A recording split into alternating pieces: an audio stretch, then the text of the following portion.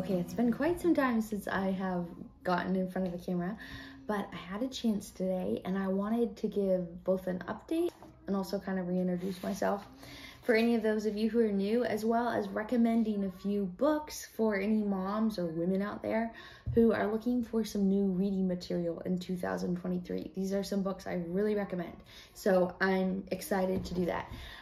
To get started, I have noticed that I do have some new followers here, and I feel really bad because I've been so inconsistent with my posting. I haven't even shown my face on YouTube in like 2 months, but my name is Sarah. I'm 25 years old. I have 3 little kids, 3 and under. I have Caroline, who's 3, Cassie, who's 1, and Colt, who is about 2 weeks old. So I'm very much in the thick of parenting right now. Also, the other really exciting thing is that my husband and I and our family have just moved into a house that we have been remodeling together as a family for the last 2 years.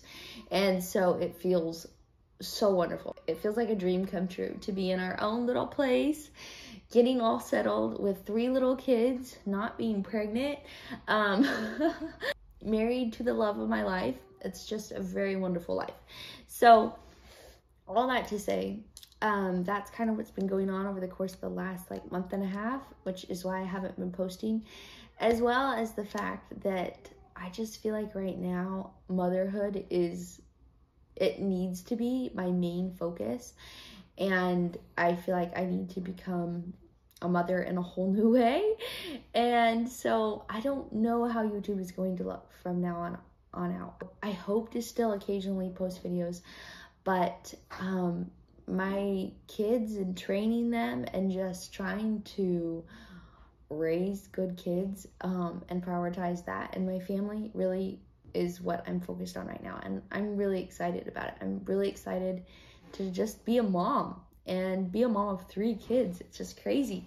So all that to say, I am hoping to start getting back to responding to comments that I have built up over the last couple of months. I think I have probably about 200 or 300 comments I need to go through and respond to.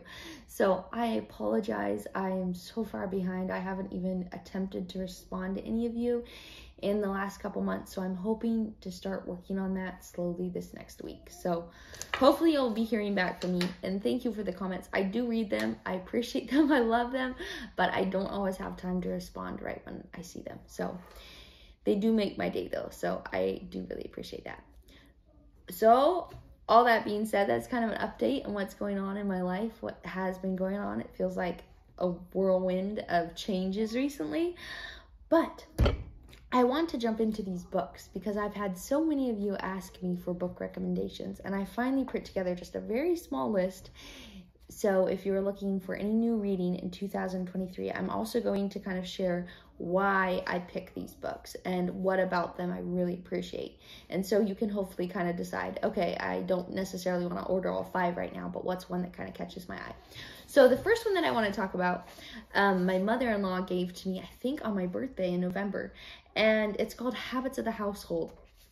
I found this book so encouraging. I'm not someone who super enjoys oftentimes reading a lot of Christian parenting books or any parenting books.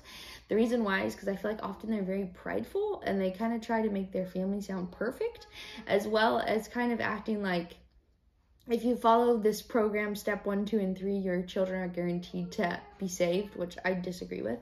So I love this guy because he's so humble and he just writes about parenting in such a real and vulnerable and raw way. And I laughed a lot when I read this book. I also cried a lot when I read this book. Maybe it was just postpartum hormones, but it was just a really good book.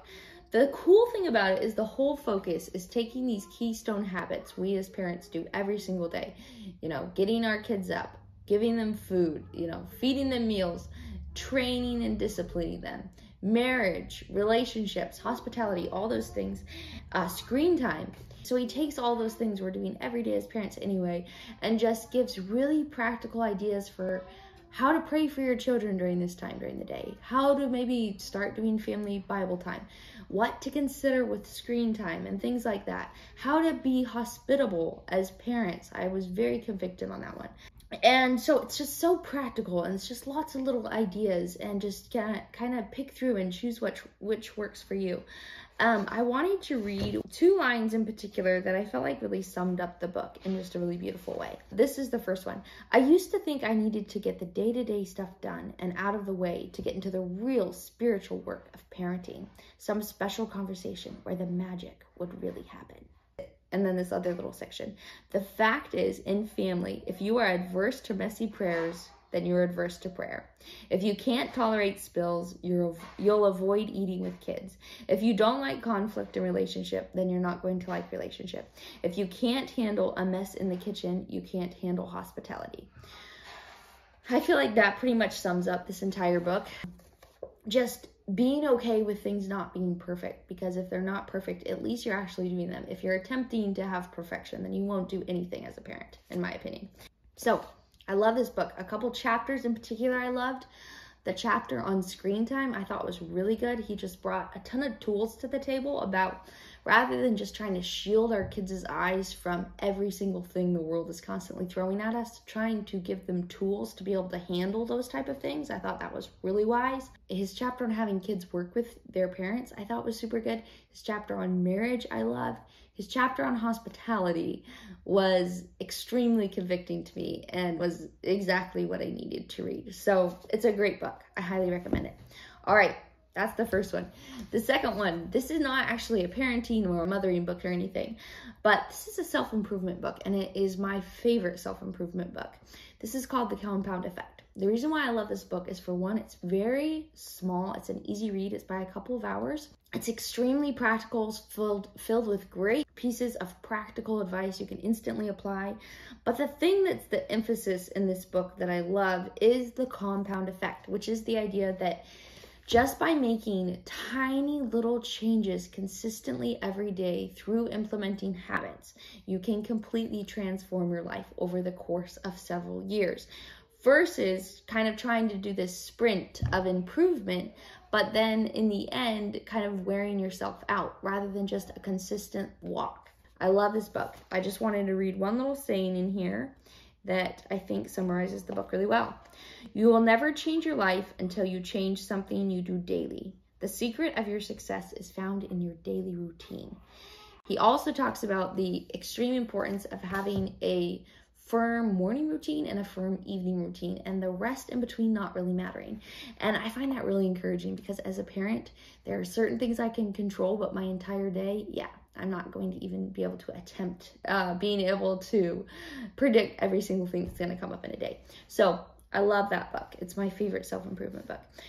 The next book that I loved that I read this last year was called Eve in Exile. One of my dear, dear friends sent this to me in the mail, and I just found it so good. Becca Merkle has this great perspective because she has a really good grasp on the entire feminist movement as a whole. And so you get kind of a brief summary of the whole feminist movement from its very beginning, several hundred years ago, just by reading this book, which is really cool, because I really was not familiar with the feminist movement way back when until reading this book. But she also has this grasp of kind of the other opposite extreme, which is like the really, really conservative, women can't work outside of the home ever movement as well.